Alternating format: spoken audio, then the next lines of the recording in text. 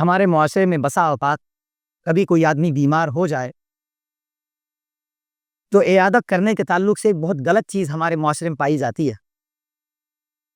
اگر کوئی بندہ بیمار ہو جائے تو جب ان سے کہا جاتا ہے کہ اچھا پھلا مسجد کے خادم صاحب وہ بیمار ہو گئے ہیں، تو بولتا ہے اچھا خادم صاحب ہی ہے نا، کوئی مسئلہ نہیں۔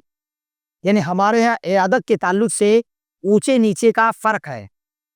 یعنی اگر کوئی بڑا آدمی بیمار ہو جائے، کوئی بڑے عالم بیمار ہو جائے، اس مسجد کا کوئی صدر ٹرسٹی کوئی بیمار ہو جائے تو اس کی عیادت کرنے بہت سارے لوگ پہنچتے۔ لیکن اگر کبھی مسجد کا کوئی خادم بیمار ہو جائے یا ہمارے ایریا کا کوئی نچلے درجے کا کوئی نیچی کاسٹ کا کوئی آدمی بیمار ہو جائے تو اس کی عیادت کرنے کے لیے اس طرح لوگ نہیں پہنچتے جس طرح سے اس بڑے آدمی کی عیادت کے لوگ پہنچتے ہیں۔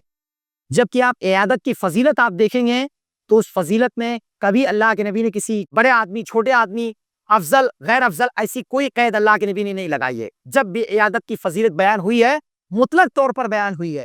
کوئی بھی آدمی بیمار ہو اس کی عیادت کے لیے پہنچے گا آدمی تو اس کو یہ ثواب ملے گا۔ اب اسی تعلق سے ایک دعا آپ کو بتاتا ہوں۔ کبھی بھی کوئی آدمی بیمار ہو جائے آپ کی اس مسجد میں، آپ کے اس معاشرے میں، آپ یہ چاہتے ہیں کہ میں اپنے بھائی کو فائدہ پہنچاؤں، جیسا کہ صحیح مسلم میں موجود ہے کہ من استطاع منکم ان ينفع اخاه فليفعل، تم میں سے جو آدمی اپنے بھائی کو فائدہ پہنچانے کی طاقت رکھتا ہے اس کو چاہیے کہ اپنے بھائی کو فائدہ پہنچائے۔ اب مثال سے سمجھاتا ہوں۔ مان لیجیے یہ بابا ہے، بیمار ہو گئے، اب مجھے پتا چلا کہ بابا کی طبیعت خراب ہے۔ اب ہم کو کیا چاہیے کہ اپنے کام کاج میں سے تھوڑا سا 5 منٹ 10 منٹ 15 منٹ نکالیں اور میں اپنے اس بھائی کو فائدہ پہنچا دوں۔ کیسے فائدہ پہنچانا ہے؟ اللہ کے نبی صلی اللہ علیہ وسلم فرماتے ہیں کہ جو شخص کسی ایسے مریض کی عیادت کرے جس کی موت کا وقت نہیں آیا، یعنی اس بیماری میں اس کی موت نہیں لکھی ہوئی ہے، کسی ایسے مریض کی عیادت کرے، اس کے پاس جا کر کے 7 مرتبہ یہ دعا پڑھے، 7 مرتبہ اس دعا کو پڑھے، اسأل اللہ العظیم رب العرش العظیم ان یشفیک۔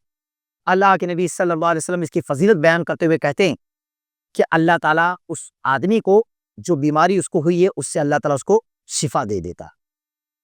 آپ سوچیں، اب ہم کو چاہیے کیا کہ یہ بیمار ہے، ہم میں سے 40 لوگ 50 لوگ یہاں 100 لوگ 200 لوگ نماز پڑھتے ہیں، ہم میں سے ہر آدمی کو تھوڑا وقت نکال کر کے ان کی عیادت اس نیت سے کرنی چاہیے کہ چلو وہاں چل کر کے میں اس دعا کو پڑھ لوں گا، امید ہے اللہ تعالیٰ مجھ جیسے گنہگار کی دعا قبول کر لے اور ان کو شفا دے دے۔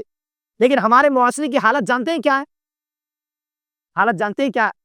پریکٹیکل چیک کریں آپ، پریکٹیکل۔ آدمی بیمار ہوتا ہے، بندہ وہاں پہنچتا ہے، اچھا بابا سب ٹھیک ٹھاک، اچھا دوا کھا رہے ہیں برابر، اچھا ڈاکٹر دیکھنے آیا، اچھا سب ٹھیک ٹھاک چل رہا، خون دورہ سب پوچھیں گے، ڈاکٹر کے بارے میں پوچھیں گے، دوا دیکھیں گے، سب پوچھیں گے۔ لیکن جو نبی کی جو سنت ہے جو میں نے آپ کو بتائی ابھی، اس سنت کا اہتمام نہیں کرتے۔ آپ چیک کر کے دیکھیں، بی پریکٹیکل۔ ہمارے یہاں پریکٹیکلی طور پر کچھ نہیں ہے، جبکہ ہونا چاہیے۔ میں بار بار لوگوں سے کہتا ہوں کہ اپنے بھائی کو فائدہ پہنچاؤ، کہ اگر ہمارے 40 لوگوں کی عیادت کرنے سے ہم میں سے کسی کی بھی دعا اللہ نے قبول کی تو امید ہے کہ میرا بھائی شفا پا جائے گا۔ لیکن ہم سب ایسا نہیں کرتے۔ پہلی وجہ جو کیا ہے وہ ہم کو یہ دعا یاد ہی نہیں۔ جیسے اتنے سارے لوگ یہاں بیٹھے ہیں، شاید 1 2 لوگوں کو یاد ہوگا، نہ کسی کو یاد نہیں ہے۔ ایسا نہیں ہونا چاہیے، اس کو بدلنے کی ضرورت ہے۔